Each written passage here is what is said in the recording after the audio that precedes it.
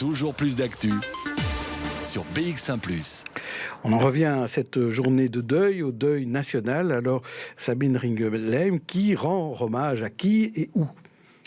Eh bien, Jean-Jacques, effectivement, Bruxelles marque le coup aussi en hommage et en sympathie avec les victimes des inondations. Alors, signe récurrent des journées de deuil national, les drapeaux sont en berne sur les bâtiments officiels et c'est le cas notamment sur les façades de nos maisons communales, vous l'avez peut-être remarqué. Mais le moment fort de cette journée, ce sont évidemment ces minutes de silence observées au même moment à 12h01, précisément à différents endroits de la ville et qui viennent tout juste de se terminer, notamment, et peut-être l'avez-vous vécu dans les transports publics, que ce soit à la SNCB ou à la STIB. Écoutez Cindy Arendts, la porte-parole de la société de transport. Nos équipes d'intervention ont fait retentir leurs sirènes à midi.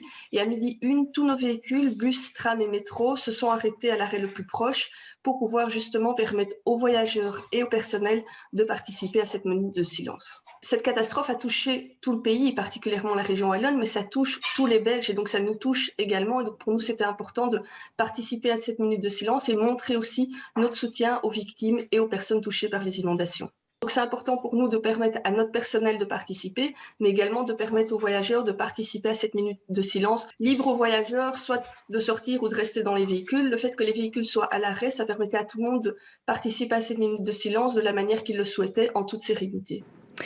Instant très solennel, vous l'entendez, et ces moments d'hommage ont également traversé les administrations communales, dont le personnel s'est rassemblé et s'est lui aussi figé à 12h01 pour une minute de recueillement en sympathie avec les populations sinistrées. Bien souvent aussi, la police a fait sonner les sirènes des voitures de service, tout comme les pompiers de Bruxelles qui se sont regroupés devant la caserne de l'héliport et ont fait retentir les véhicules sortis des garages pour l'occasion. Et puis, de leur côté, les organisateurs de la foire du Midi ont eux aussi voulu poser un geste symbolique en soutien aux victimes.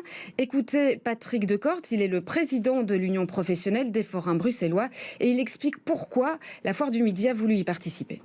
On est quand même sensibilisé à ce grand drame qui est arrivé à notre pays. On a vu les images à la TV, donc il y a beaucoup de gens qui ont souffert, qui souffrent encore des inondations et on se dit qu'est-ce qu'on va faire. Bon, et moi j'ai pensé, j'étais présent pour les funérailles du roi Baudouin, je m'en rappelle encore comme si c'était hier, et je me suis dit pourquoi pas refaire la même chose pour ce jour de deuil national, quoi. Concrètement, à 19h précises, tout le champ de foire, tous les forains éteindront les lumières, la musique, et tout sera à l'arrêt pendant 5 minutes. Donc, il n'y aura plus d'attraction, plus de musique, plus de lumière, on ne servira plus les croustillons, tout sera à l'arrêt pendant 5 minutes. Donc, on va se recueillir les forains et le public présent sur le champ de foire. Donc, ça sera assez, je pense, émouvant de retrouver un champ de foire qui en temps normal, est toujours un lieu de plaisir et d'amusement. Et là, que tout soit à l'arrêt, ça va être